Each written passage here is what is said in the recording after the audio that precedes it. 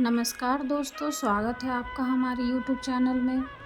आज की इस वीडियो में हम गणेश जी की 4 पुरानी और प्रचलित कथाओं के बारे में जानेंगे। संकष्टी गणेश चतुर्थी व्रत करने से घर परिवार में आ रही विपदा दूर होती है। कई दिनों से रुके मांगलिक कार्य संपन्न होते हैं तथा भगवान श्री गणेश असीम सुखों की प्राप्ति कराते हैं। माह की किसी भी चतुर्थी के दिन भगवान श्री गणेश की पूजा के दौरान संकष्टी गणेश चतुर्थी व्रत की कथा पढ़ना अथवा सुनना जरूरी होता है। इससे संबंधित 4 कथाएं प्रचलित हैं। इन्हें हम एक एक करके सुनेंगे। पहली कथा इस प्रकार है। पौराणिक एवं प्रचलित श्री गणेश कथा के अनुसार एक बार देवता कई विपदाओं में घिरे थे। तब वह मदद मांगने भगवान शिव के पास आए। उस समय शिव के पास कार्तिकेय तथा गणेश जी भी बैठे थे। देवताओं की बात सुनकर शिव जी ने कार्तिकेय व गणेश जी से पूछा कि तुम में से कौन देवताओं के कष्टों का निवारण कर सकता है। तब कार्तिकेय व गणेश जी दोनों ने ही स्वयं को इस कार्य के लिए सक्षम बताया। इस पर भगवान शिव ने दोनों की परीक्षा लेते हुए कहा कि तुम दोनों में से जो सबसे पहले पृथ्वी की परिक्रमा करके आएगा वही देवताओं की मदद करने जाएगा। भगवान शिव के मुख से यह वचन सुनते ही कार्तिकेय अपने वाहन मोर पर बैठकर पृथ्वी की परिक्रमा के लिए निकल गए। परंतु गणेश जी सोच में पड़ गए कि वह चूहे के ऊपर चढ़कर सारी पृथ्वी की परिक्रमा करेंगे तो इस कार्य में उन्हें बहुत समय लग जाएगा। तभी उन्हें एक उपाय सूझा। गणेश अपने स्थान से उठे और अपने माता पिता की 7 बार परिक्रमा करके वापस बैठ गए। परिक्रमा करके लौटने पर कार्तिकेय स्वयं को विजेता बताने लगे। तब शिव जी ने श्री गणेश से पृथ्वी की परिक्रमा न करने का कारण पूछा।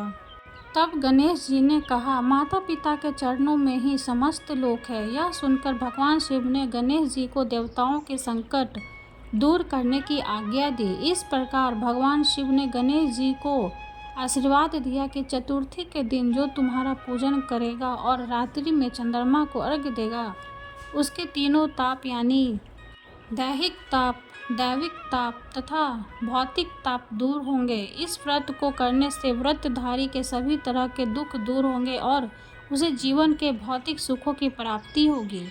चारों तरफ से मनुष्य की सुख समृद्धि बढ़ेगी। पुत्र पौत्रातिक धन ऐश्वर्य की कमी नहीं होगी।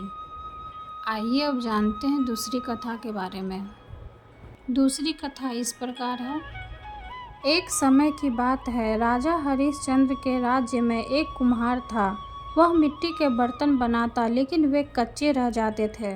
एक पुजारी की सलाह पर उसने इस समस्या को दूर करने के लिए एक छोटे बालक को मिट्टी के बर्तनों के साथ आवा में डाल दिया। उस दिन संकष्टी चतुर्थी का दिन था। उस बच्चे की माँ अपने बेटे के लिए परेशान थी।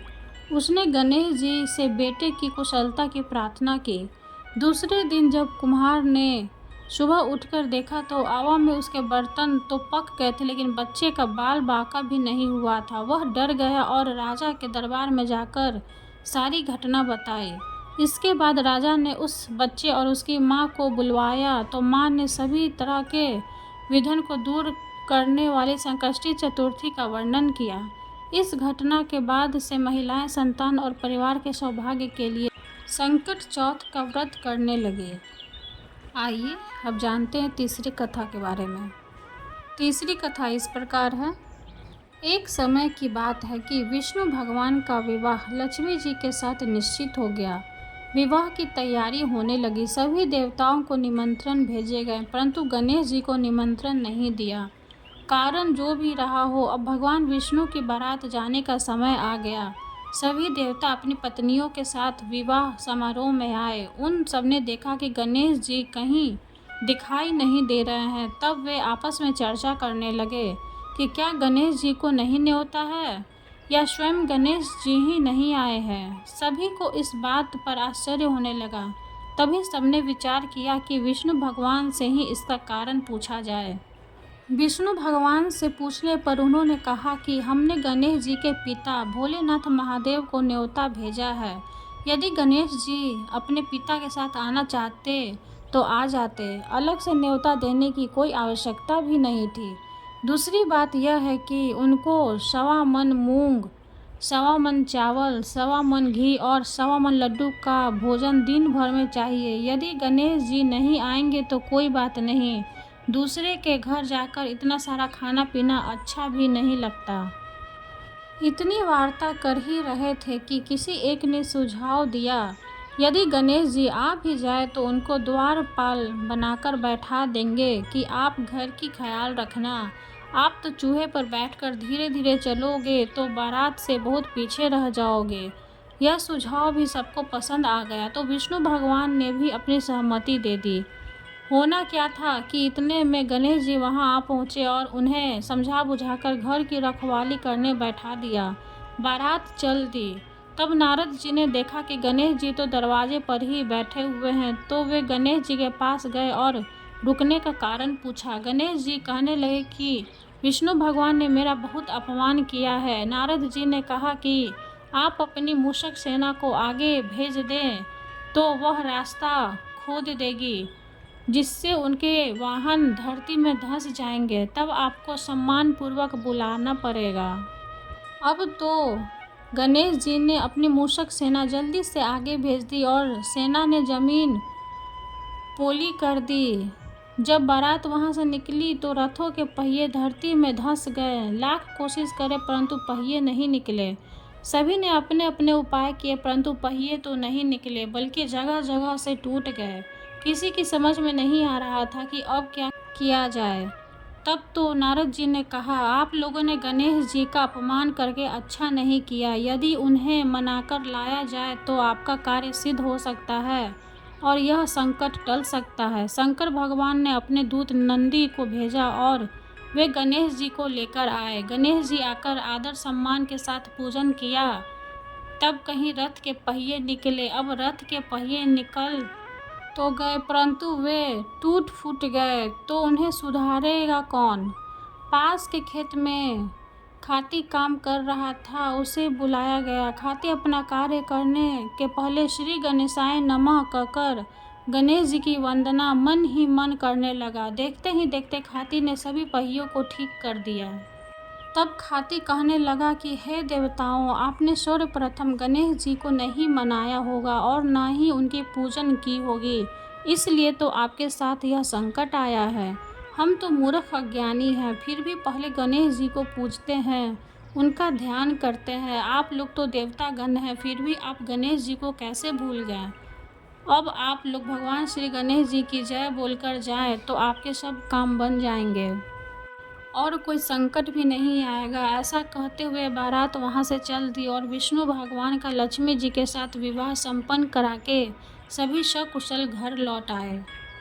हे गणेश जी महाराज, आपने विष्णु को जैसो कारज सारियो वैसो कारज सबको सिद्ध कर जो। बोलो गजानन भगवान की जय। आइए अब जानते हैं चौथी कथा के बारे में। चौथी कथा इस प्रकार है। श्री गणेश चतुर्थी व्रत की पौराणिक कथा के अनुसार एक बार भगवान शिव तथा माता पार्वती नर्मदा नदी के किनारे बैठे थे। वहां माता पार्वती ने भगवान शिव के समय व्यतीत करने के लिए चौपल खेलने को कहा।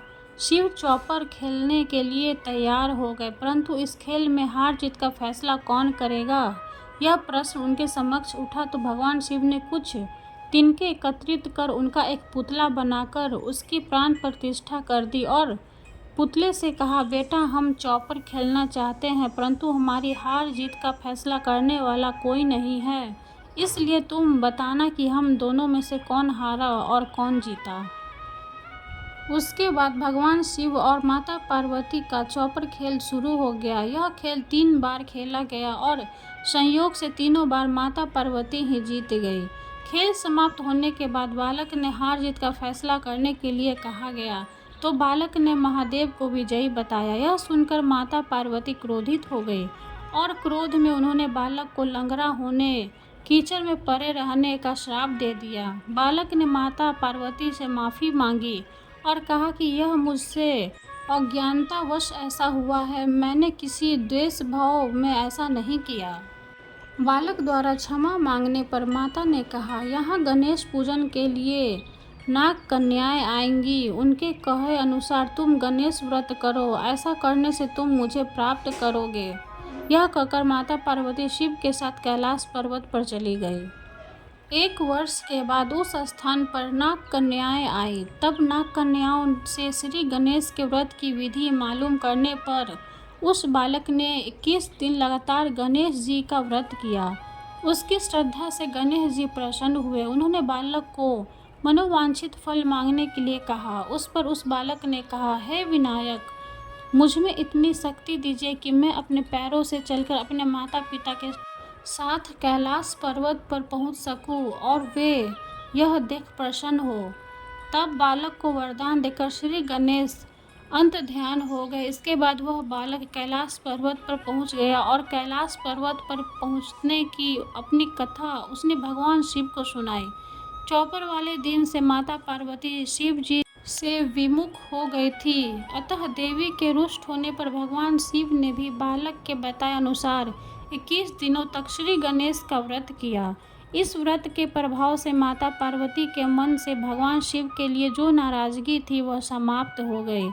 तब यह व्रत विधि भगवान शंकर ने माता पार्वती को बताई। यह सुनकर माता पार्वती के मन में भी अपने पुत्र कार्तिकेय से मिलने की इच्छा जागृत हुई। तब माता पार्वती ने भी 21 दिन तक श्री गणेश का व्रत किया तथा दुर्वा फूल और लड्डुओं से गणेश जी का पूजन अर्चन किया। व्रत के 21वें दिन कार्तिकेय स्वयं माता पार्वती जी से आ मिले। उस दिन से श्री गणेश चतुर्थी का यह व्रत समस्त मनोकामनाओं की पूर्ति करने वाला व्रत माना जाता है। इस व्रत को करने से मनुष्य के सारे कष्ट दूर होकर मनुष्य को समस्त सुख सुविधाएं प्राप्त होती है। कथा समाप्त हुई। वीडियो अगर अच्छी लगे तो लाइक कर दें, चैनल को सब्सक्राइब कर दें। धन्यवाद।